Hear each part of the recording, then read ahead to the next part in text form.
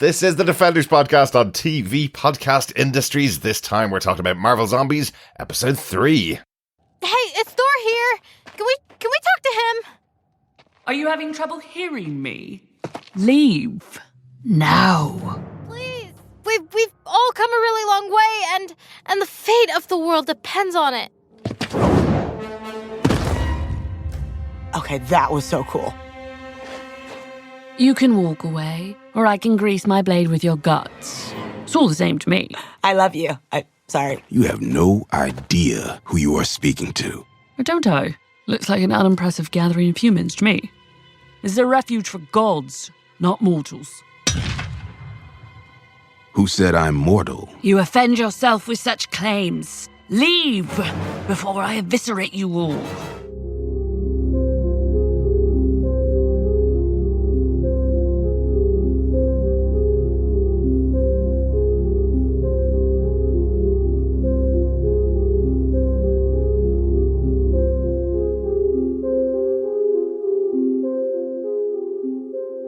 Welcome back, fellow Defenders, to TV Podcast Industries. We're back on a dark, stormy and Halloweeny night. Halloweeny explosion-filled night in Dublin City, talking about Marvel Zombies Episode 3. I am one of your hosts, Derek. Hello there, fellow Defenders. I am your other host, John. Welcome back to our coverage of Marvel Zombies. You may hear a few explosions occasionally or two. Yeah. It does sound as though we're coming live from a war zone, but no, it's just fireworks.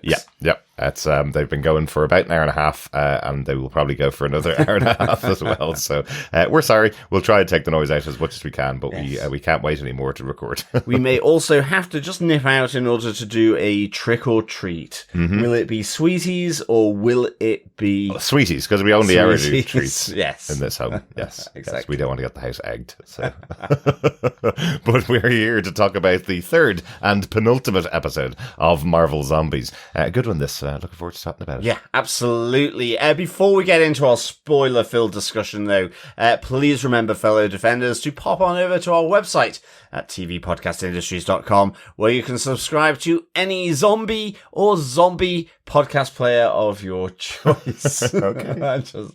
Because all zombies. Zombies everywhere, Derek. Infected or uninfected. Zombies everywhere. And of course, we love to get your thoughts and observations, theories, comments, you name it, about all things Marvel zombie-ish. Mm-hmm. So please send any emails to feedback@tvpodcastindustry.com, or you can get involved on our spoiler post for each and every episode of Marvel Zombies by going to facebook.com/groups/TV Podcast Industries. If you can find the spoiler posts, because they're just quite this way down. Well, just this week, The Witcher dropped 8 episodes, so there's 8 additional spoiler posts that just went up yesterday. Yes. So the Marvel Zombie spoiler posts are quite a bit down, but you'll find them if you want to leave any thoughts there. We'd love to hear them for the last couple of episodes. The good old Witcher, where we have a regeneration type effect here with a new Witcher. Yeah, well, a new actor. A new actor playing the Witcher. Exactly, yes. But he still gives it a good old Yes, I still think they're using Cavill's soundboard. Just using him every time they... I think so. Sounds very similar. Yes, it does. But that's our next podcast series after we finish off doing Marvel Zombies, and once we finish off doing The Sandman as well, we will be on to The Witcher. Yes, so, absolutely. Yeah. So good stuff. Let's get into our chat about Marvel Zombies Episode 3, John.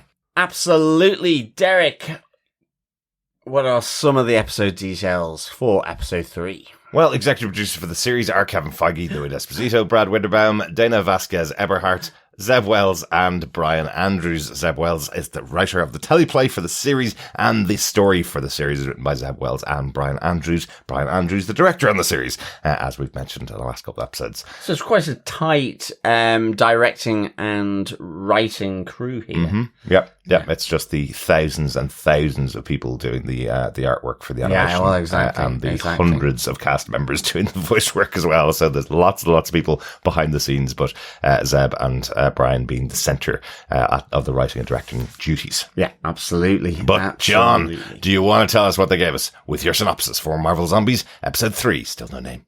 Sure. Episode 3, The Rotting Dead Will Taste Their Fear. After the end of What If Episode 5, Peter Parker, Scott Lang's head, and T'Challa arrive in Wakanda, only to see that the country has been conquered by a zombified Thanos. They fight Thanos alongside Thor, Rocket, and Groot, but Thanos kills Rocket and Groot, gravely injures Thor, and attempts to snap the Infinity Gauntlet. T'Challa sacrifices himself to push Thanos into Wakanda's vibranium core and destroys the Infinity Stones, while Parker and Lang are saved by the remaining sorcerers of Kamar-Taj, Rintrah, Sara, and the London Master. In the present, Kamala's group reaches New Asgard, with Khonshu convincing Valkyrie to let them inside the gates. The Asgardians have been feasting on food provided by Wanda herself, who explains that she has regained control and is actually after Kamala's powers to use them to heal the world. But the food is revealed to be zombie remains that infect the Asgardians and Alexei, who has also had a little nibble. In the fight to escape the Asgardian zombie horde, the zombies kill Zemo, Death Dealer, and Jimmy Woo, while Thor fights Wanda to buy time for the group to escape in an Asgardian ship into space. Kamala, now in orbit, activates the transmitter, but the already stationed Nova Corps reveals that Earth has been quarantined and orders the group to turn back or be incinerated. Oof, all for naught at the end of this episode. Yeah, absolutely. Yeah. Real kind of like, oh, okay. Oh, I thought this was going to save the whole world. They have that moment where everybody's going, patting Kamala on the back. This is all you. You press the button. Which button do I press? Oh, it has to be you that does it. If it wasn't for you, we wouldn't be about to save the world, Kamala. And then, oh, I guess not. Yeah, exactly. Yeah, love this episode.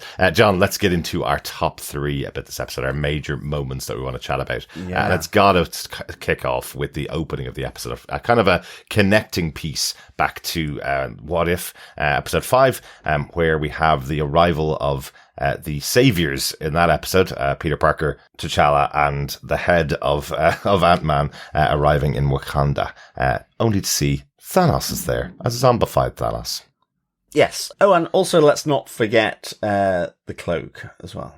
Of course, yes, of course. Otherwise, that head would not be going anywhere. Yes, Doctor Strange's cloak, which saved Bruce Banner, I think, to initially, and then eventually attached itself to the body or the head of Ant-Man. Yes, well, you also had that cool moment with Peter Parker wearing it as well. That's right, the one we thought was going to be Spider-Man Sorcerer Supreme when we saw initially back in the Very cool. Yeah. Yep. Very cool. Thanos in Wakanda. It kind of flashback really to the events there where you see effectively T'Challa sacrificing himself to prevent Thanos from snapping his fingers. What the other side of this is we see Thanos learning, zombie Thanos learning. Yes, we do. Evolving, if you will, as a zombie. So that's why T'Challa throws literally everything of himself into Thanos and ultimately into the vibranium core that is beneath Wakanda. Yeah. I think the other thing here is anyone for roadkill, because the old raccoon does get cooked here. Poor raccoon. I know, but I must say, I did find it quite funny as it's just his skeleton. And of course, T'Challa gets vibranium cooked, and of course, indeed, Groot becomes charcoal in the end. It's just the way they do this. You know, we've talked about one of the strengths that they always had in What If, that they kind of echo things that happen in the main MCU and put them into the stories. And here, same thing happening because it's in the same universe with the Marvel zombies. This is the moment where you think, oh, here they've arrived from space. Here come Thor and Groot and Rocket. They're here to kill Thanos, just like they did in Avengers Endgame. They arrive. Thor once again doesn't aim for the head and ends off getting absolutely mushed by Thanos, and we see the death of Groot and Rocket. Exactly. Rocket never really has a good time in the world, does he? He gets treated pretty badly in all of the universe. Well, I guess so. But that's why we love him, because he takes it on the chin and he's hilarious. He is. And hilarious. he's great. Yeah, absolutely. For sure. Yeah, absolutely. But yes, I mean, I was quite surprised. I mean, I think my shock went to sort of hysterical laughing at just sort of how mean it was. That's true. Yes, exactly. Yes. Because he's throwing himself in to protect Wakanda along with Groot and Thor. Yeah. And it's only Thor that can survive this energy blast coming from the gauntlet from Thanos. Well, absolutely. I was really surprised at that we do see Thor later on in the episode. But of course, you know, he's a god. He can survive these things. Maybe not that well. But again, echoes of the MCU. This is exactly what happened with Thor. Yeah. He didn't aim for the head. He missed the shot, and then the toll is taken on him afterwards. Here in this episode of Marvel Zombies, he's burnt and completely disconnected from the rest of his entire society, effectively. So yeah, it's a great way of calling back to that arc of his story as well. You know, that was almost, it's almost like that fixed point in time that they talk about in these types of time travel shows. You know, it's fixed in time that Thor will go through a really bad experience and thinking he's there to save the world and unable to do it, you know. Well, exactly.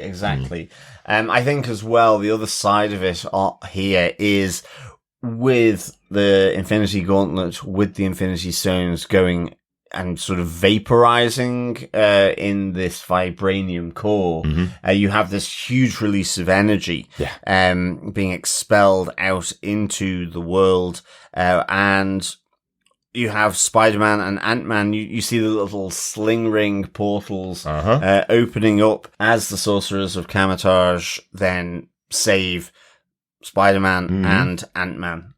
So, yeah, and then you learn that that Spider-Man's telling this story to the kids and to everybody in Kamar-Taj about what happened and how they got there and how the new people that are coming along to Kamar-Taj, how they'll fit into this new society that the sorcerers are building there, which is kind of cool. I love this because again, the echo back to Marvel's What If episode. It was Peter Parker that was doing the introduction to zombies in this world and how to survive them. So here we have him do the voiceover. And the other thing that it adds to it, of course, is as we've lost Chadwick Boseman since those first episodes are made, we don't have his voiceover. So because of him not being around, we have Peter Parker doing the voiceover, saying that his final words was a more silent Wakanda forever, knowing that it will be the last time he said that before he sacrifices himself to save the world. Yeah, exactly. I thought it was really touching to do that. Again, Spider-Man here, voiced by Hudson Thames, who voices him for the new animated series that's on Disney Plus. So he is now the Marvel's animated Spider-Man. Absolutely. He plays him wherever they need him to be played, basically. Yeah, definitely. So, and also, I think the other thing we learn here in this moment, following the sacrifice, the rescue of Spider-Man and Ant-Man, is that the Queen of the Dead is kind of seems to be watching on, but then she's off to Paris with her army. So that's an interesting kind of little side note here. It is. And, you know, again, this is a twist on Multiverse of Madness, where the standoff was actually at Kamar-Taj, where she arrived there, standing over or flying over the land of Kamar-Taj, about to do battle with all the sorcerers there. It's a very similar kind of shot that you see when she's arriving towards Paris.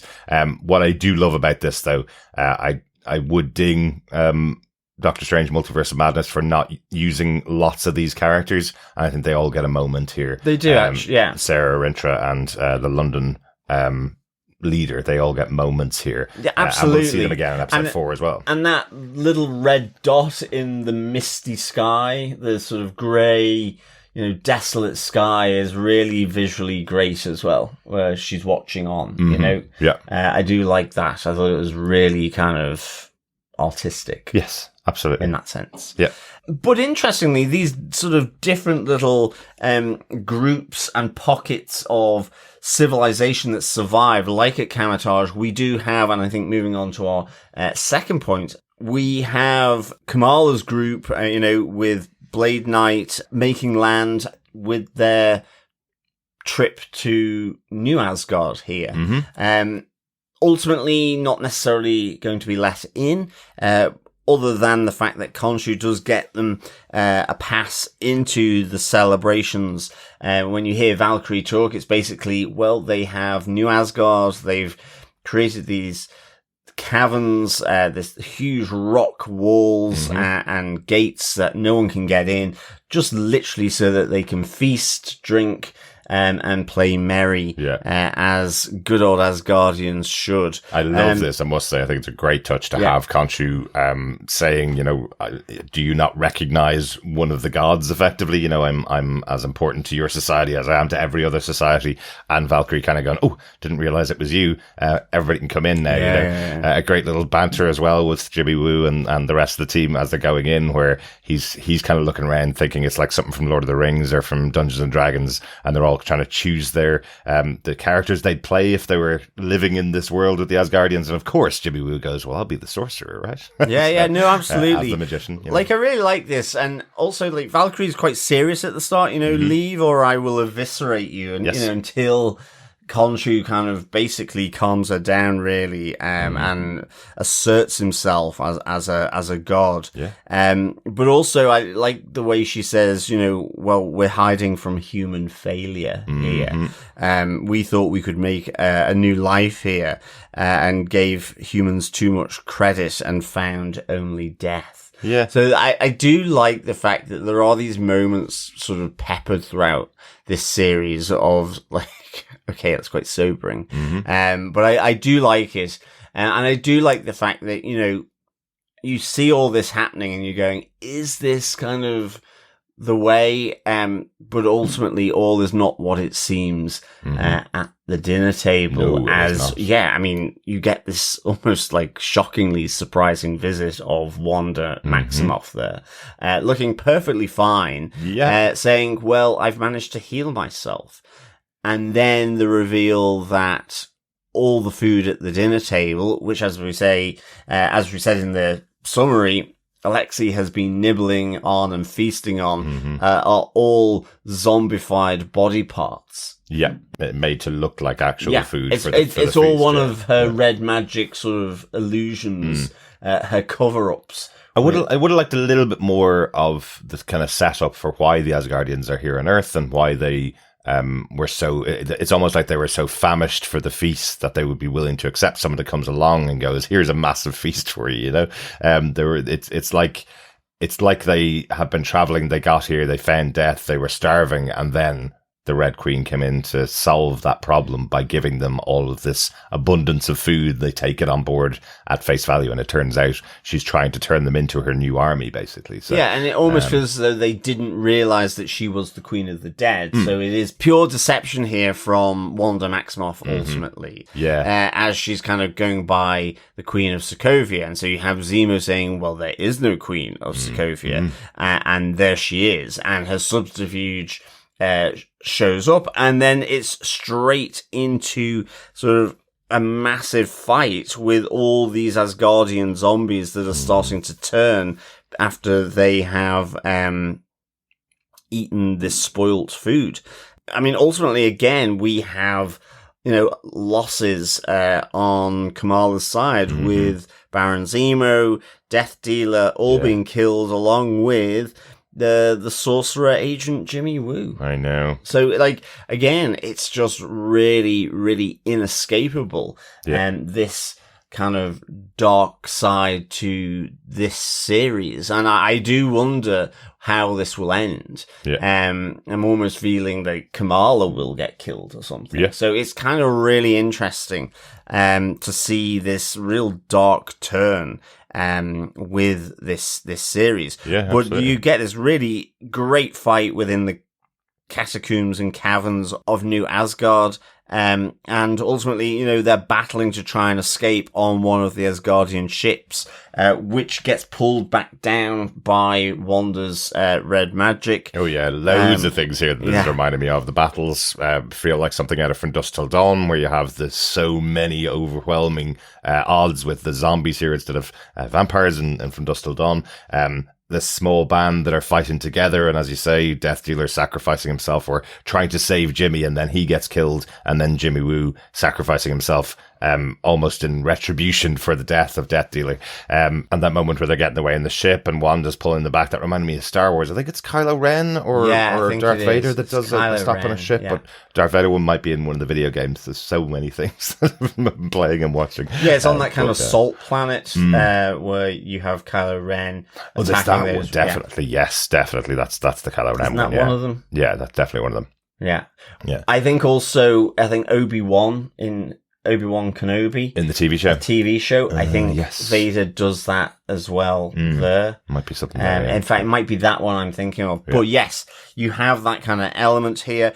I do like the fact that you have Thor here, sort of down and out, slouched on his throne, not sort of with having put on a great deal of weight, like, say, in the MCU, but it's similar kind of thing, feeling sorry for himself with what happened in Wakanda. I like this little touch that the zombies aren't going for him straight away. It's almost like he is a zombie to them, and then eventually they start to go towards him, and you think he's going to be completely overwhelmed. You think he's just been ripped apart because he's not willing to fight back against them. And then you see his arrival at the end. Yeah, to help out the escapees on the ship, which is basically Valkyrie, Shang-Chi, Katie, and Kamala. Yeah. And I do like it that he turns to Kamala and says, "You're the Avenger now, little one," which is really cool as he then battles with the Queen of the Dead. Absolutely. We know how much Kamala Khan has always wanted to be an Avenger, so to get one of the original Avengers to kind of pass on the mantle to her, great moment. Absolutely. Yeah. But he's sacrificed there, Well, I mean, we don't see how that ends, but it's, you could argue it's almost a bit like Icarus and Captain Marvel happening here. Yeah, you have Thor, who is a god, and then you have a very, very, very, very, very, very, very, very, very, very, very, very, very, very powerful witch. Who's that? Wanda, yes. That's it. Yeah. But ultimately they escape into orbit, and I think that probably brings us neatly to our third point, which is the Nova Corps. So, we have where they're starting to use the device here, and ultimately you get those cool ships, like Cool Whips, but cool ships, of the Nova Corps, all with their big headlights shining on them. Like we mentioned, the big moment, which is everybody patting Kamala on the back and saying, congratulations. But I also start the device transmitting. Yeah, you deserve this moment. Yeah, exactly. But I also like when she shows the device to Valkyrie. Valkyrie goes, "This is a transmitter. I could just plug that into the machine here, and we can broadcast to space, basically." So if they hadn't got that specific type of ship, they may not have been able to use it. And I think that's also the Grandmaster's ship from what's the Hulk versus Thor movie that I always forget the name of? Ragnarok, isn't it? Yeah. So I think it's that ship that they have as well. So a lot of that story must have happened before the Asgardians got to Earth. But yes, they all think everything's going to work out great, and then suddenly the ships turn on and they go, "Oh, hang on a second, they've got here quite quickly. That can't be possible." They are actually forming a grid around the planet because they've decided that they need to quarantine Earth in case any of the zombie spacefaring creatures get off the planet and infect the rest of the galaxy. Yeah, well, that's it. And ultimately, they're ordered to return back to Earth or be incinerated, effectively, cleansed. Which would you prefer? Go back to Earth and be eaten by a zombie, or stay there and get disintegrated? I would say now you've got a spaceship, I think you can move around easier. So I would prefer to survive and at least go down into orbit. Right. And just jump to different parts of the world. Go to Kamar-Taj, go and then move on and just keep moving around. That might be the way to do it. Yeah, that might be the way to do it. I think that's what I would do. Yeah. But ultimately, it's a bit of a bleak end here that actually they can't escape to safety because the Nova Corps are keeping the rest of the galaxy safe by, as you say, forming a shield around Earth. So, it all feels quite bleak, really, for this ending. Yeah, it does. But a really great third episode. Yeah, really definitely. And an interesting setup for the end of the series, because I was thinking, you have that moment and you go, oh, well, the final episode will be the battle between the Nova Corps or the space creatures, characters. Yeah. All the Guardians of the Galaxy maybe will come down and everybody will get together to fight against the zombies on Earth. But no, just blocked off. Yeah, well, that's it. So it'll be interesting now, episode 4, because in a sense, the flashback, I'm not entirely sure, other than maybe Thor, what's it added here? I think there's additional stuff to come from that. I think as well, because we don't come back to sort of Peter Parker and Scott Lang at Kamar-Taj, it'll be interesting to see how that figures then in episode 4, Exactly. Because I think that's where it will ultimately land. Absolutely. Any notes about the episode, John, that we haven't talked about yet? No, none from me. How about yourself, Derek? Just a couple of tiny little notes. One, I really loved seeing Blade Knight do the jump off the stairs in the kind of Moon Knight shape as he's diving downstairs. Cool. A really cool design, and I'd love to see that in live action with Moon Knight again. I really want to see it. No, that was cool. Every time I see him, it makes me miss Oscar Isaac as Moon Knight. I wish we got the second season of that show and at least an appearance in a movie by now. It's been way too long since we've seen him. And also, I do want to see Mahershala Ali as Blade as well. But my other note, and I just saw this on when I was reading stuff about the episode, something that I would never have picked up, but it's really interesting that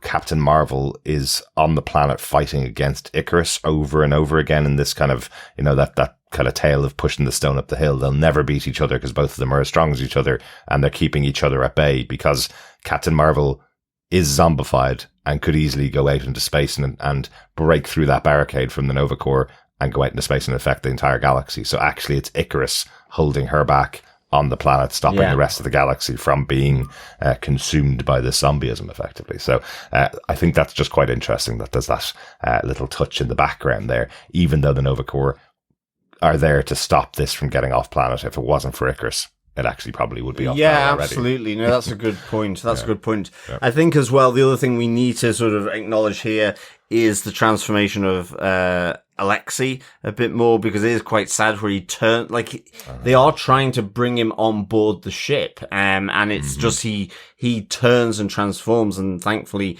Kamala, who's helping him, is able to again put up hardened crystals, but ultimately, yes, he then remains with the rest of the zombie horde, having transformed into a zombie. So literally, all the widows, Yelena, Milena, and now Alexei have all gone by and by, really. Yeah. And this episode overall for Alexei was a really depressing episode. It started out with him not wanting to come off the ship into Asgard because he'd lost his teddy bear. He'd lost his daughter. So he's still grieving right at the start. So exactly. Absolutely. And I think he has some respite when he sees the food and the ale. Yeah. And then that's the end of him. Well, exactly. But overall, John, do you defend this episode of Marvel Zombies, episode 3? Yes, I do. I give this 4 zombie chicken legs out of 5 for me. It's a really contained story. I like the flashback at the start. I love New Asgard. I like the reveal of Wanda Maximoff being there and sort of pulling the wool over everyone's eyes. But also just, again, that bleakness that comes through at the end where effectively all hope is, just extinguished by the Nova Corps here, sort of speaking their mission, effectively, which is to prevent anyone from leaving the planet Earth. What a bunch of a-holes. Indeed. That was our introduction to the Nova Corps, wasn't it, with Peter Serafinowicz? Yeah. Yes, no, totally agree with you. But one thing I will say is I love the resolution to the story from What If, having that flashback with Peter Parker and T'Challa specifically in Wakanda. At the end of that episode did end seeing zombie Thanos waiting for them. So while we're talking about it as being massively hopeful, because they got away with the gemstone, from Vision's head, and that was what was going to save the world effectively, we knew that Thanos was waiting for them there. So it does end on a very heroic note for T'Challa, the story of Thanos, who was, again, he was learning as a zombie. He'd gotten his hands on all 5 of the gemstones. So if T'Challa hadn't done what he'd done, we would have the entire wiping out of half the galaxy. You know, we'd probably have that even though he's a zombie, he's learning. So maybe he just would have turned everybody back into food for zombies, maybe, or something like that. But it wasn't going to end well, and at least T'Challa took care of that threat of Thanos this time. So, well, yeah, for sure. Yeah. So while it may be a little hopeless on the zombie side, at least that's just one planet versus the rest of the galaxy losing half its population from zombie Thanos snap. Yeah, definitely. So, there you go. Good stuff. Good stuff. I think we need to hear from our fellow defenders and their thoughts on this episode. I think we do. Yeah, let's start out with Coffee and Vodka and his email. Yes, absolutely. Greetings, fellow finger-feasting defenders. Returns don't get much more diminishing than finding out your only hope is your death knell.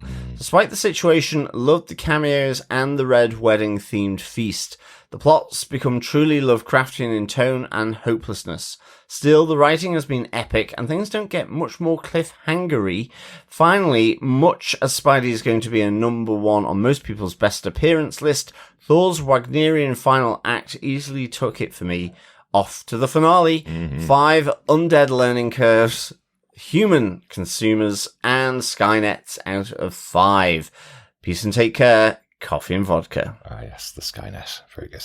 Skynet will be the death of us all, whether it's through the Terminator franchise or through the Nova Corps creating a Skynet around our planet. Absolutely. Yeah, absolutely. Yeah. Great stuff, Coffee and Vodka. Yeah, absolutely. That kind of Lovecraftian tone, the desperation, the hopelessness, all being kind of being amplified in a sense. Yet the feast was really good. I must say I didn't really think of a red wedding version of that. I kind of see that, yeah. But I can see that. Turns on each other, yeah. Yeah, I mean, Thor's, final act, I mean, just him slouched in the throne is just really, really such a cool little shot of animation. Yeah, absolutely. Absolutely. Thanks, Coffee and Vodka. Yeah, thanks, Coffee and Vodka. And also, dare I say it, my number 1 would probably be the cloak. Which I don't quite know what that says about me, really. Anyway. We just love anything connected to Doctor Strange, and since he isn't in this series. And Jimmy Woo now, I could see him as the Sorcerer Supreme. Mm-hmm. Yes. With his, now that he wants to be the sorcerer. Just doing card tricks. Yeah, yes, exactly. Really, but not in this universe, unfortunately. Indeed. Thanks, Coffee and Vodka. Absolutely. Over on Facebook, first up, we got a message in from Heather Wallace who says, Thor never learns to go for the head, does he? At the very least, chop off the arm with the Infinity Gauntlet, Thor. Although zombie Thanos' zombie arm would probably have kept going here. I love that the makers honoured Chadwick Boseman by not recasting the voice actor and having Peter narrate T'Challa's last words. Oh, yes, exactly that, Heather. Yeah, I totally agree with you. I think the right choice, and having him do such a heroic act as sacrificing himself for the entire galaxy, effectively. So, great. Yeah, it's really good. Yeah, really good. Yeah. Excellent stuff. Thanks so much, Heather, Absolutely. Thanks, for Heather. the feedback. Mm-hmm. And also on Facebook, Paul Tianchi Lee says, so that's what happened after What If Episode 5. Mm-hmm. Heartbreaking. Also, mildly confusing as to why this part of the story wasn't expanded into its own episode, though it makes sense given that the production would have been after Chadwick Boseman's passing, and it would have been weird to have an expansion of the story and we never hear T'Challa speak. Yeah. Elizabeth Olsen returns. Also, wow, is Zombie Scarlet Witch grim? Also, I have questions about the definition of zombie. Though, of course, it's a virus from the quantum realm, but the question remains, if Wanda can cure herself, why is she still a zombie? Excellent. Thanks so much, Paul, for your thoughts. Yeah, thanks, Paul. Yeah, it's an interesting one, isn't it? You know, as I think I mentioned earlier on in the series, it's taking some cues from traditional zombie stuff, and it's also taking cues from Marvel zombies. And Marvel zombies, the comic books that from Robert Kirkman, the zombified versions of our heroes all keep their powers. So I think in this case, she can't actually cure herself. Yeah, I don't think she's cured. Yeah, she can make herself look cured. Yeah. She is covering up the fact that she's still a zombie. She's in control of everything around her, and she's looking for power, effectively. So she's telling everybody that she's cured, but it looks like she still has the hunger underneath. It's almost like she's driven to madness, but is able to project an image of herself that isn't. Yeah, absolutely. And I think as well, she was a zombie. She was bitten. She's evolved like we get at the start of this episode with Thanos, where they explain that. Yeah. And I think then she, like you've said, Derek, around that they keep their powers, so she can still wield magic. She can still do these spells that cast an illusion. We saw it in Multiverse of Madness, where her and Doctor Strange are walking through apple blossoms, yet actually it's a desolate, dead world. Yeah. She creates that illusion around her. So I think this is just an illusion of a healthy, non-zombie human. Yeah. But ultimately, when she becomes, but her true form is the zombie version of her. Yeah, and again, zombies in this world are slightly different to zombies that we've seen in other media. Okoye speaks, for example, and we've seen Hawkeye shoot arrows just like he did before he was alive. So, so each of them have slightly different talents. But in this case, I don't think she's curing herself of the virus. She should, because she should have the power to be able to do that. She can warp reality, but she's not doing it. No, agreed. Yeah. Great stuff. Thanks so much, Paul. And thanks, everybody, for your feedback for this episode. Absolutely. Thanks, Paul. Hope the fireworks weren't too distracting. I presume they'll still be ongoing as we for the rest of the weekend, to be honest. But hopefully they weren't too distracting as we went through the episode. It's just nice to be talking about zombies on Halloween, isn't it, John? That is true. Yeah. Thanks so much for joining us. One last episode to go. We hope you'll stay with us for the final episode of Marvel Zombies. Yes, episode 4 is on its way. Until then, though, keep watching, keep listening, and of course, keep eating brains. No, stop eating brains. Keep not eating brains. Yummy John. brains. It is. Yummy. Bye. Bye.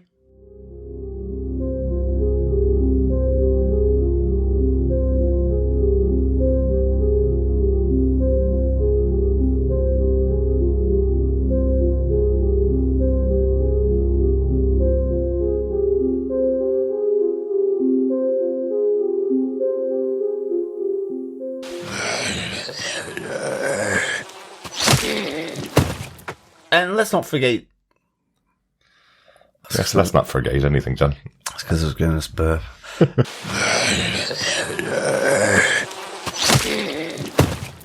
Yeah, but absolutely. you get this really great fight within the catacombs and caverns of New Asgardian, of New Asgardia, of New Asgard.